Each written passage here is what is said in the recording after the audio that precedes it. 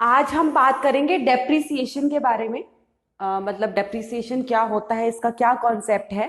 ठीक है, तो सबसे पहले हम बात करेंगे कि व्हाट इज डेप्रिसिएशन। डेप्रिसिएशन होता क्या है। ठीक है, it is fall in the value of fixed assets due to the normal wear and tear, accidental damages and with passage of time. It is the fall in the value of fixed assets. Depreciation का क्या मतलब होता है, जब fixed assets में, हमारी कोई भी फिक्स्ड एसेट्स में उसकी वैल्यू में फॉल हो जाता है।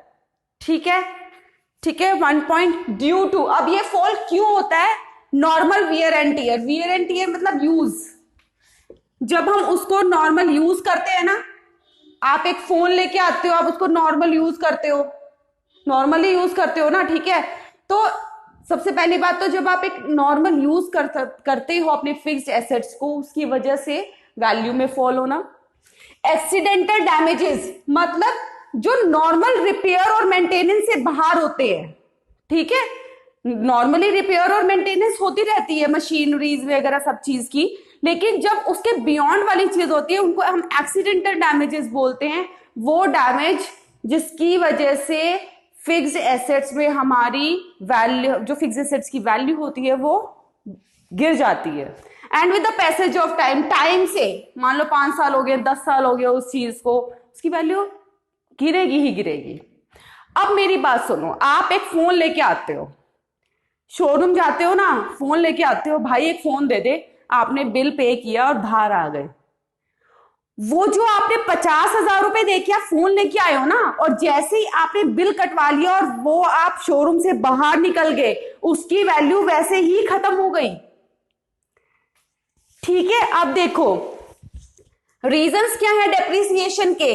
नॉर्मल वियर एंड टीयर, इसका मतलब होता है यूज करना, जो नॉर्मल यूज की वजह से हमारा डेप्रिसिएशन लगता है फिक्स्ड एसेट्स में, जब उसकी वैल्यू फॉल होती है। Normal rate of accidental damages, कुछ एक्सीडेंटल डैमेजेस हो गए उसकी वजह से फॉल होना। एक्सपेक्टेड ऑब्लिसेंस मतलब एक्सपेक्टेड, इसका मतलब होता है आउट ऑफ डेट, जब वो चीज आउट ऑफ डेटेड हो जाती है, हमारे नो लॉन्गर यूज, मतलब हमारे यूज की नहीं रही है अब। ठीक है, वो जो एक्सपेक्टेड होता है कि हाँ भाई ये चीज एक्सपेक्टेड थी, तब हमें वो चीज चेंज करनी पड़ती है, या फिर उसकी वजह से हमें डेप्रिसिएशन लगता है। Depreciation is also called the consumption of fixed capital. दोनों का मतलब सेम है, कंफ्यूज मत होना। डेप्रिसिएशन का मतलब क्या होती है, the consumption of fixed capital. आपका जितना भी फिक्स्ड कैपिटल है, जो वो आपने कंज्यूम किया है, उसकी वजह से जो आपकी उसमें फॉल हो रही है, दैट इज डेप्रिसिएशन। सपोज एक मशीन है, ठीक है, 10 लाख रुपए की मशीन है। ठीक है, क्या मैं उसको 1 साल बाद 10 लाख रुपए की बेच सकती हूं? बताओ, आप बेच सकते हो? आप एक फोन लेके आए हो 50,000 रुपए का, 1 साल बाद आपका वही फोन 50,000 रुपए का बिक जाएगा? नहीं बिकेगा ना। वो जो डिफरेंस होता है ना, कि 50,000 रुपए का 20,000 रुपए में बेच रहे हो, वो जो 30,000 रुपए का डिफरेंस होता है, दैट इज डेप्रिसिएशन, उसको डेप्रिसिएशन बोला जाता है। ठीक है, अब देखो, अब देखो नहीं हो सकता ना, उसकी वैल्यू लेस हो जाएगी। अब देखो, मैंने एक नई कार खरीदी है 10 लाख रुपए की, 1 साल बाद उसकी वैल्यू कितनी रह गई है? 7 लाख रुपए। तो ये जो डिफरेंस है ना 3 लाख रुपए का, दैट इज डेप्रिसिएशन, इसको डेप्रिसिएशन बोलते हैं। ठीक है, अब देखो कंजम्पशन ऑफ फिक्स्ड कैपिटल क्या होता है। Value of fixed capital, fixed assets which is consumed in the process of production. अब देखो, जो फिक्स्ड एसेट्स की जो वैल्यू होती है, इसका मतलब क्या होता है, कंजम्पशन ऑफ फिक्स्ड कैपिटल का मतलब क्या होता है, जब आपके फिक्स्ड कैपिटल की जो वैल्यू होती है वो यूज की जाती है during the process of production. यार एक मशीनरी है, ठीक है, तुम 1 करोड़ रुपए की मशीनरी लेके आई हो, ठीक है, उससे प्रोडक्शन तो होगा ना, उसकी वैल्यू घट रही है ना, क्यों? क्योंकि वो मशीनरी यूज हो रही है। ठीक है, that is the consumption of fixed capital. अब देखो, अब वो क्यों चेंज करनी पड़ेगी हमें machinery? Because of depreciation. Because of depreciation fixed assets need to be replaced from time to time, इसलिए हमें चेंज करनी पड़ती है। ठीक है, अब देखो डेप्रिसिएशन रिजर्व फंड क्या होता है, what is the concept of depreciation reserve fund. अब देखो मेरी बात सुनो, अगर मान लो आपको पता है कि 2 साल बाद मेरा ये खर्चा आएगा, आप सेविंग स्टार्ट कर देते हो ना। तो इसी तरीके से जब हमें पता होता है कि हाँ आज आने वाले टाइम में वो चीज ऑब्सोलीट हो जाएगी, हमारी फिक्स एसेट्स ऑब्सोलीट हो जाएगी, तो हम एक डेप्रिसिएशन रिजर्व फंड रखते हैं हमारे पास। ठीक है। अब देखो, अब नई मशीन लाने के लिए पैसे चाहिए, चाहिए या नहीं चाहिए? ठीक है। तो provision for the fund is made on the annual basis. Replacement of fix assets require funds, और जो इन फंड्स के लिए जो प्रोविजन होता है वो एनुअल बेसिस पे रखा जाता है।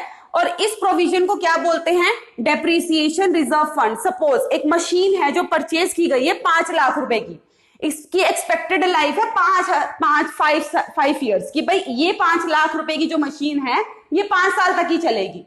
ठीक है। तो जो एनुअल प्रोविजन होगा फॉर फंड्स का to replace the machine after 5 years would be 5 lakh divided by 5, 1 lakh. और ये जो 1 लाख क्या है, ये डेप्रिसिएशन रिजर्व फंड में जाएगा। ठीक है ना, कि भाई एक मशीनरी है, ये 5 साल बाद हमें रिप्लेस करनी ही पड़ेगी। ठीक है, तो उसके लिए एक प्रोविजन बनाया जाता है। ठीक है, that is depreciation reserve fund. अब देखो इसकी इंपॉर्टेंस क्या है, डेप्रिसिएशन रिजर्व फंड क्यों बनाया जाता है, इसकी इंपॉर्टेंस है क्या? Creation of depreciation reserve fund implies replacement. ठीक है, fund thus the overall investment or gross investment in the economy tends to increase। अब देखो मेरी बात सुनो, जब आपको पता है रिप्लेसमेंट करनी है, आप प्रोविजन बना रहे हो, एक डेप्रिसिएशन रिजर्व फंड बना रहे हो, तो उसके अंदर पैसे तो डालोगे ना, पैसा आएगा, जिससे क्या होगा, आपकी इन्वेस्टमेंट क्या होगी, इंक्रीज होगी या नहीं होगी? अब देखो आपकी ओवरऑल इन्वेस्टमेंट और ग्रोस इन्वेस्टमेंट इंक्रीज होगी, जिससे इकोनॉमी की भी होगी with the increase in the investment. आपकी इन्वेस्टमेंट इंक्रीज हो रही है तो इकोनॉमी पे भी तो असर पड़ेगा ना, इकोनॉमी की इन्वेस्टमेंट भी तो इंक्रीज होगी ना। ठीक है, तो accordingly the level of output increases, level of output increase हो गया, this leads to an increase in the income level and employment and hence the overall growth of the economy gets accelerated। अब देखो जो business में या फिर जो भी कुछ होता है जिससे वो इन्वेस्टमेंट अपनी इंक्रीज करते हैं या फिर कुछ भी उनका एक्सिलरेट होता है, देखो वो इकोनॉमी पे असर पड़ता ही पड़ता है।